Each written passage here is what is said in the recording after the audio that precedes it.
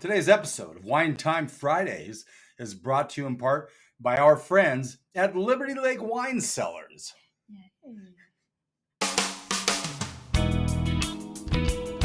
It's been a long week, right? Are you ready to wind down? Why not? It's time for the Wine Time Fridays podcast with Shelley and Phil. Neither are sommeliers, but both have a deep passion for life, each other, and of course, delicious wine. And now, here to talk about this week over a glass of wine is Shelley and Phil. It's wine time! Hello and welcome to another episode of Wine Time Fridays with Shelley and Phil and zero guests. On this Friday, Shelley, August 18th. That's not true. No. On this Friday, August 22nd, episode 279. Shelley, happy Friday. It's wine time. Happy Friday and happy birthday, Sandra. Happy birthday to Sandra. Happy birthday. We don't want to talk about her age. No, we don't. No. Did you ring the wine bell? Beautiful. I was too busy saying happy birthday, Sandra. There we go. Well, she's in the show notes now, and she'll live in perpetuity on the interwebs. She has a new invention coming out. On one other than the sunglass holder thing? No, that's it. Oh. It's. Ooh, is it still hush hush? No, it's about to launch. Oh, good. We have a reception wine tonight, and it's the last glass of our lesser known libations Monday, where we open this Falangina. Yes. Which is an Italian wine. Yep. Grape. To learn all about it, you'll have to go to the Instagram and Facebook, but Instagram is really where that's generated from. Boy, look at that's an awful lot of reception wine. Almost gone. Is that what you're saying? Mm-mm. Oh. No, I have a funny feeling that when I open this first wine, you're gonna suggest I finish yours, and then I get to hear that sound again. We did not land a guest for this week. We thought we had one, and then it just kind of fell through. And so I'm like, we're going to have some things lined up, like for quite a bit in the future, which is kind of fun. And then, oh my God, then we got the holidays. Shelley's dancing every Saturday next in October. Oh yeah, not next month, in October with the witches. And as a witch. Yes, and then she will be dancing as an elf in December. She will be in St. Mary's coming up on the 1st of September. It's Labor Day with the Sparklers. Anywhere you want to see Shelley, she'll be there for the most part. No, not anywhere. No. I'm not coming to your house or anything. Although there could be another at an X-rated bar. That could be a revenue stream. Not the X-rated bar, I hope. No. Well, I don't think. No, that's too risky. Finish your Falangina and we'll move on. Here you go. There we go. I thought you were going to get another glass. No. I mean, another empty glass. Oh my gosh. It's a bad wine habits to gulp down your wine. Yes, and I say that every time I do it. We don't condone that on this podcast. Okay, today we have... Is it Washington Wine Month, week 4? Yes, that's very true. Okay. Did I put that in the show notes, week 4? Yep. Good. I There it is. Figured it is anyway. Mm-hmm. My affair with Chateau Ste Michelle is not deep. I appreciate that they were on the front end of blazing trails in the Washington wine world. But, they kind of, I don't know. I think their wines are a little overpriced, but we have just opened a 2022 Chateau Ste Michelle Cold Creek Vineyard Chardonnay out of Columbia Valley. And I'm going to go over the prices on both of these wines a little bit later in the episode. Let's go ahead and put the camera down like that. That'll work. It's rocking. Rocking. wine. There we go. Shelley, it smells really good. Smells really good. To health, wealth, and abundance, gratitude, romance, and peace on earth.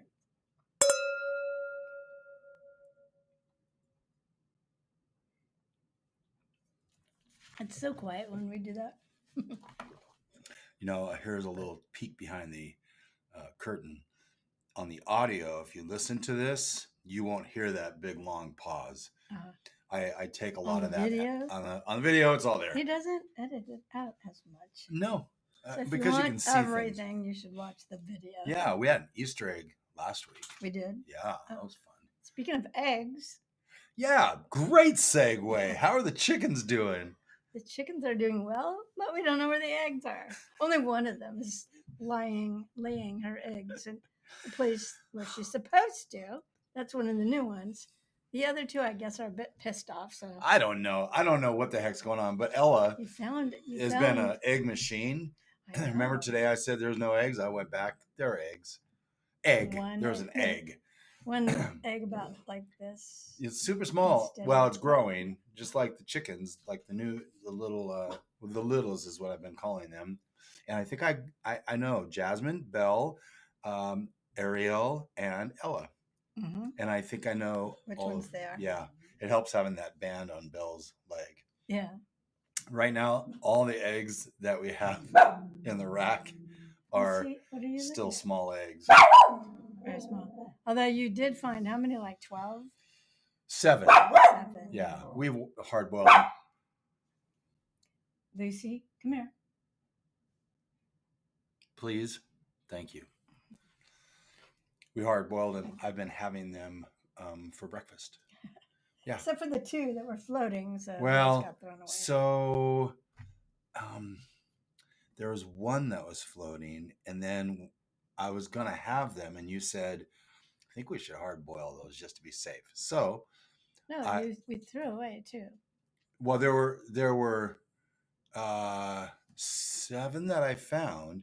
Ultimately, we threw away 2 because when I went to boil them, there was another floater, and I threw that away.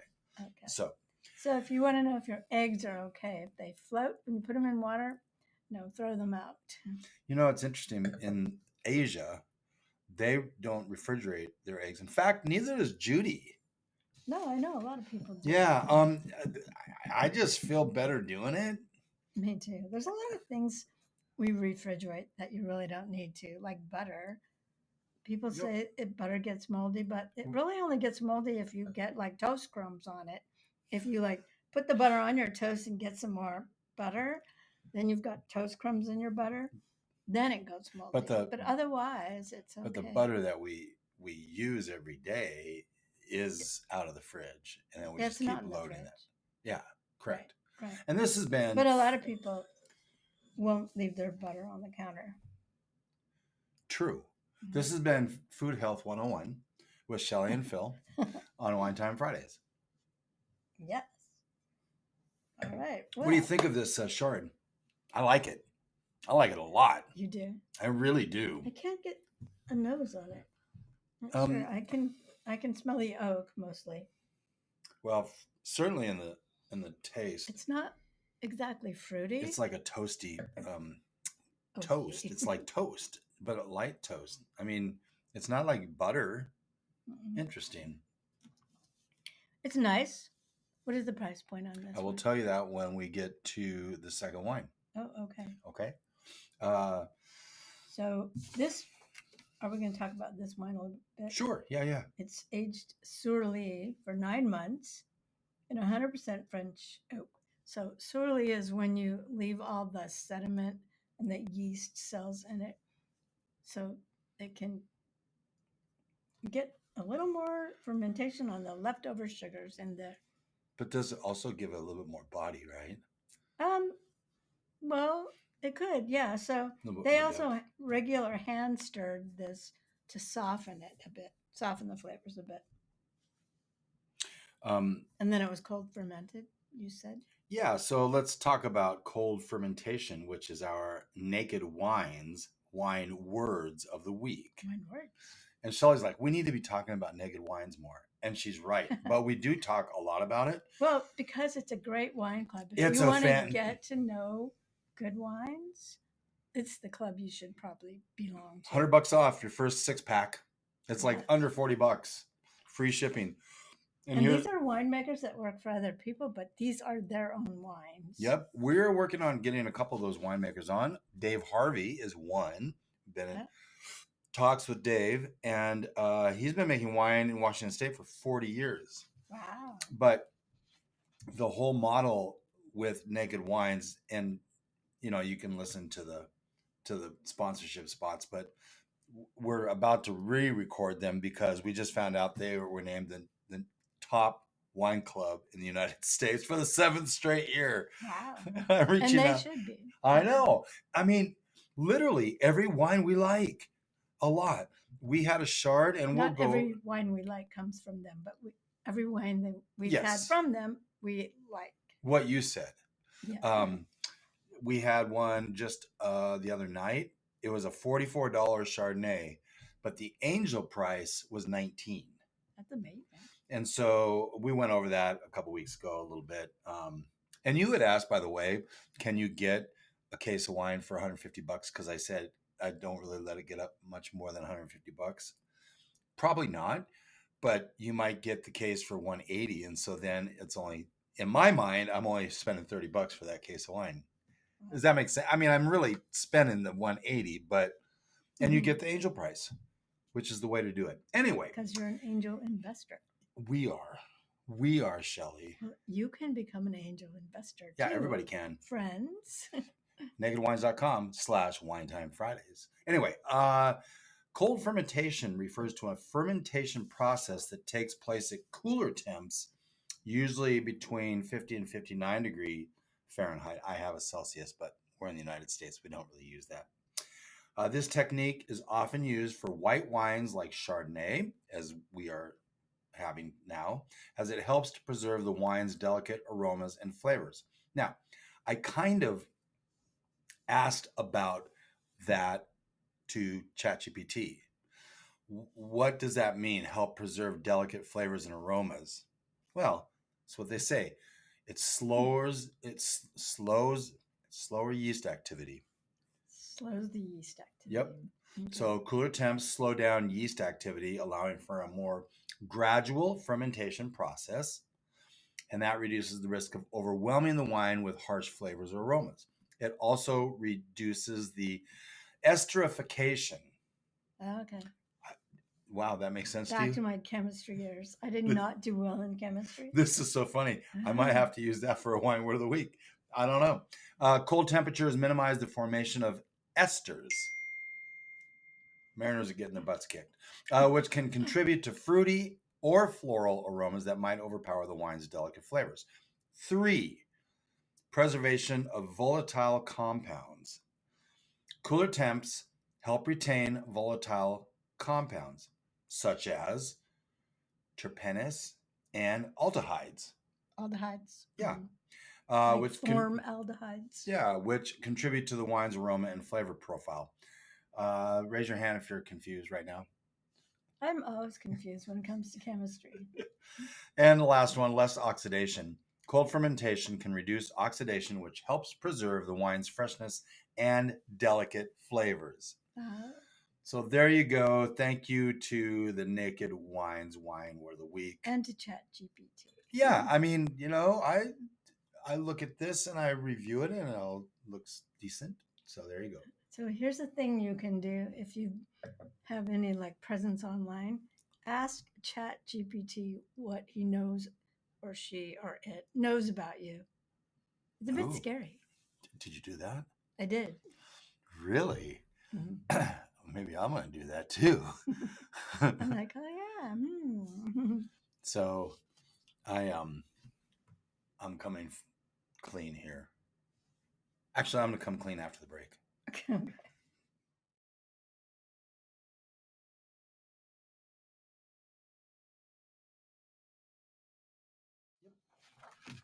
Welcome back. Oh, wait, we're not ready. Oh, are we? Why? Yeah. Are we ready? Yeah. Right. Welcome back to Wine Time Fridays, episode 279 on this Friday, August 22nd. So we're recording on Monday, Yeah. August 18th, which is my sister's birthday. Happy birthday, Jill. Past tense. But she had a lovely weekend, I know, so I'm glad about that. Glad for her. Oh, I do have to send something to her. Mm. Past tense. I did. Anyway, I'm so confused. When we last left you, we talked about me coming clean about something. What So was it? we both use AI a lot. I thought it might be fun. Shelley doesn't know this. Okay, so I'm going to lean in a little bit. And I asked one of my LLMs, large language model. Which one? I think it was Meta. And I said, Meta, I want to give Shelley a little, I'm thinking of you, romantic card every week. Oh, you didn't get one for Friday Flowers again. Oops. God bless it. It's a hard habit to get into. Anyway, so I have 52 little sayings, and I just pick off which one I like, which I resonate with. I put in this cute little card that I got from our friends at Amazon, and I slip it in. And I don't know what she's doing. I think she's using it for kindling for the fireplace, but I don't know. Yep. Putting him in my planner. In your planner? Yeah. Okay. Yay.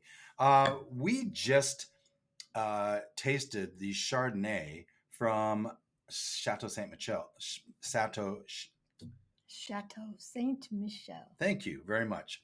Some of the food pairings. Chateau Ste Michelle. I know, but they call it Saint. I know it's probably not French to say it that way. Some food pairings for that. Grilled salmon, shrimp or scallops, roasted chicken. Are we having roasted chicken tonight with this? We're not having roasted. Okay. We're having chicken calabella. Ooh, calabella. So it's Italian more. It's marinated in a few things that include olives and capers. So I think the Frangolina. Falangina. I think the Falangina will go well with that. And we just had the last glasses of it, though. Oh. Yeah. Oh, well. There you go. I guess we'll have the Chardonnay. There you are.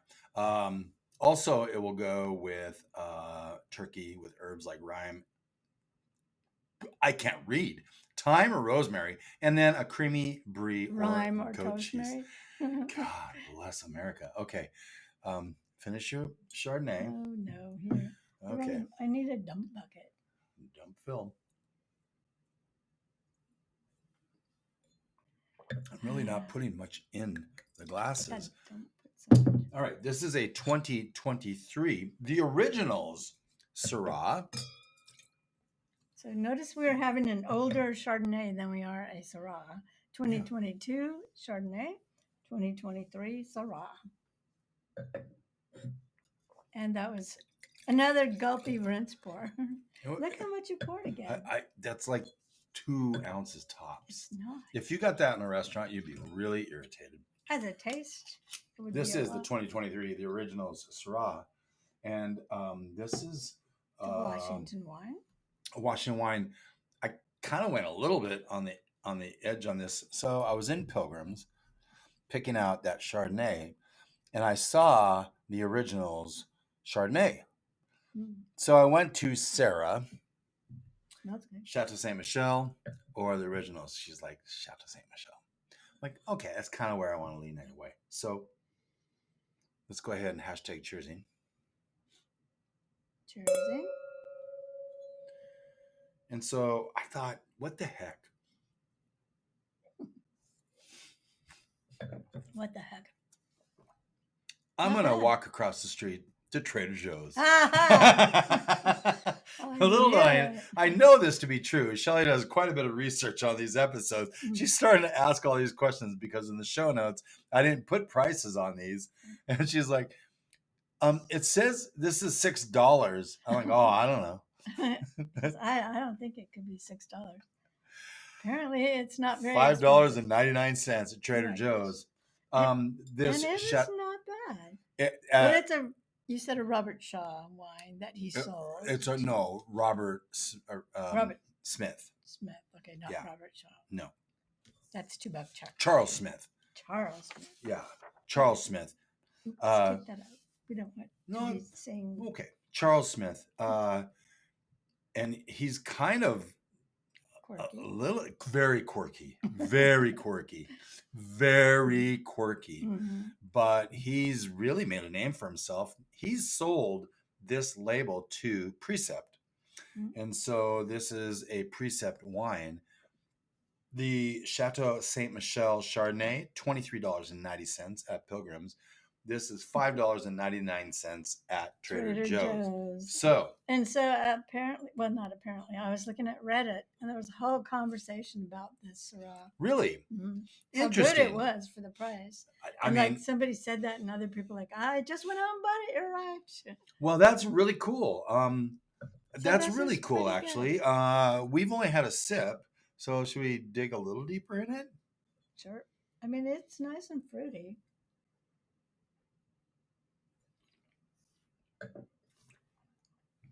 And for a newer wine, I mean, it's not got a lot of tannin, so obviously they make it to drink now. You think for $6?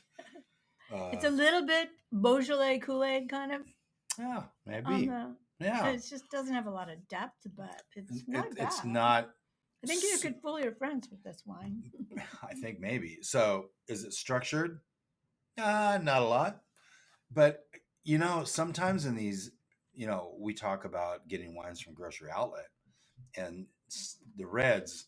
I don't trust a lot of the reds because they have this grocery outlet-esque taste. Okay, not all of them, but some. You don't want to spend any money on a crappy wine, and that's the same for some of the white wines. We have found, as we mentioned a week or two ago about Roblar, but there are some that are okay, and you aren't paying a lot of money. But man, I'll tell you, some of these whites, they have that grocery outlet. There's this taste, and I can't describe it, but it's not good.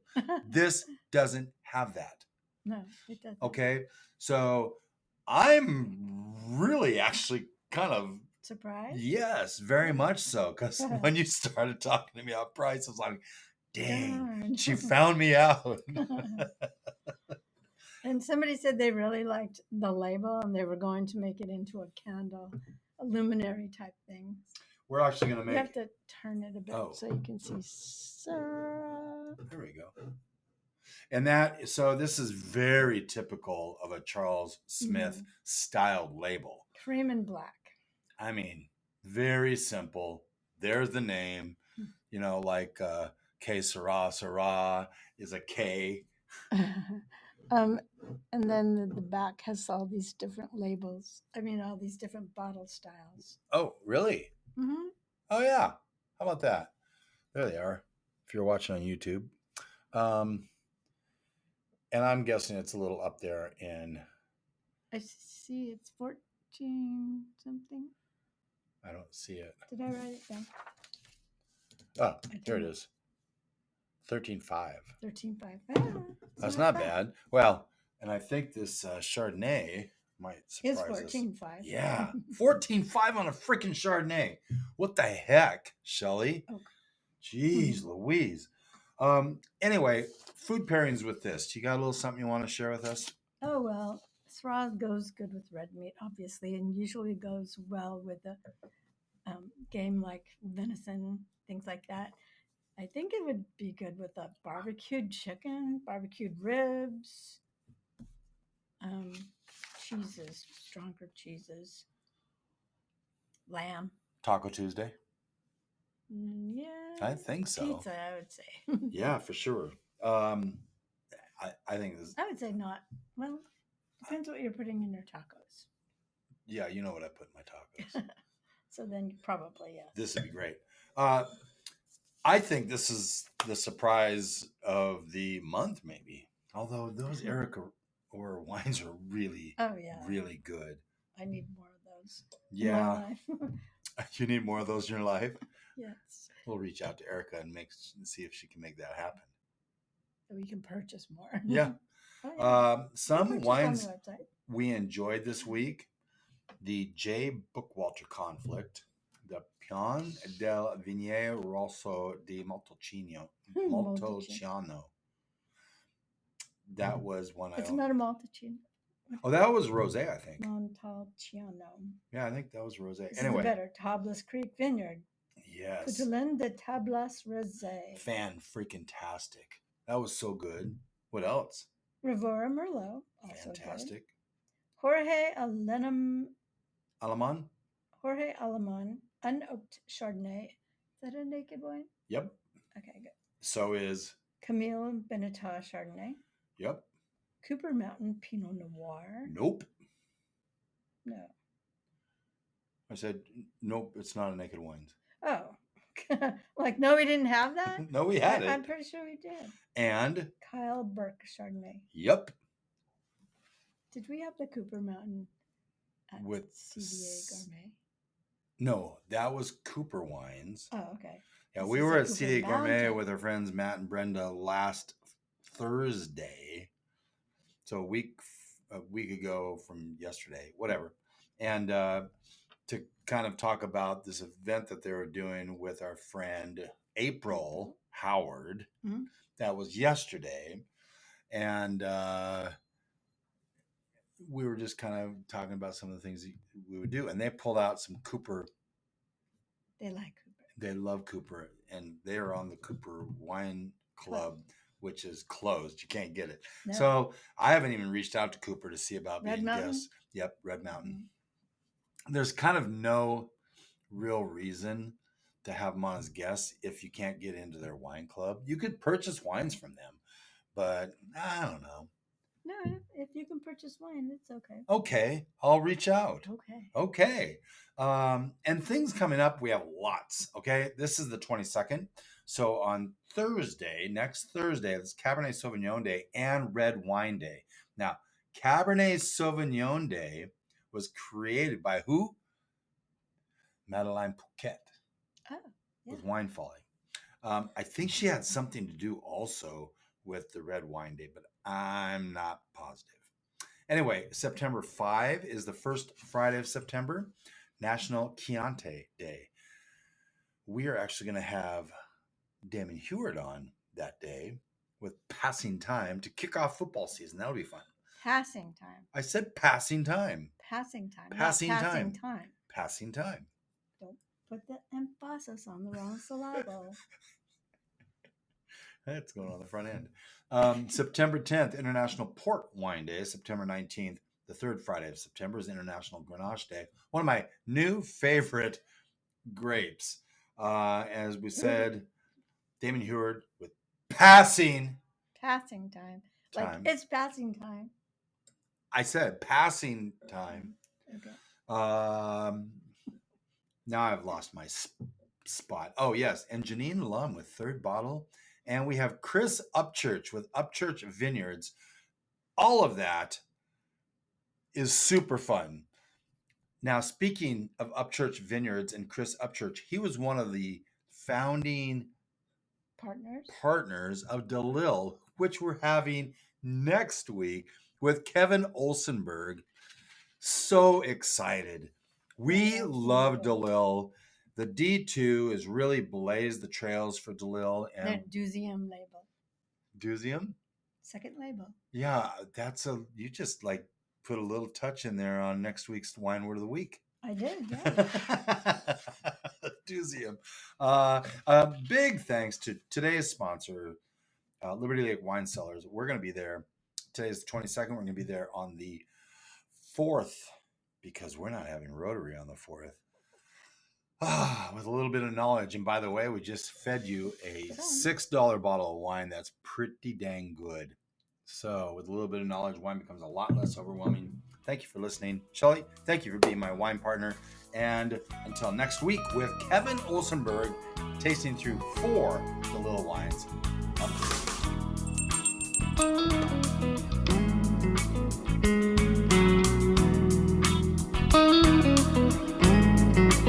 Thank you for spending part of your day to wind down with Shelley and Phil. Remember, you can listen to any episode of the Wine Time Fridays podcast by visiting winetimefridays.com or wherever you get your podcasts. And join us on our Wine Time Fridays Facebook page, Instagram, or on Twitter, which is @VintageTweets, for daily conversation. Until next week, here's our toast to you. To health, wealth, abundance, gratitude, peace on earth, and of course, romance.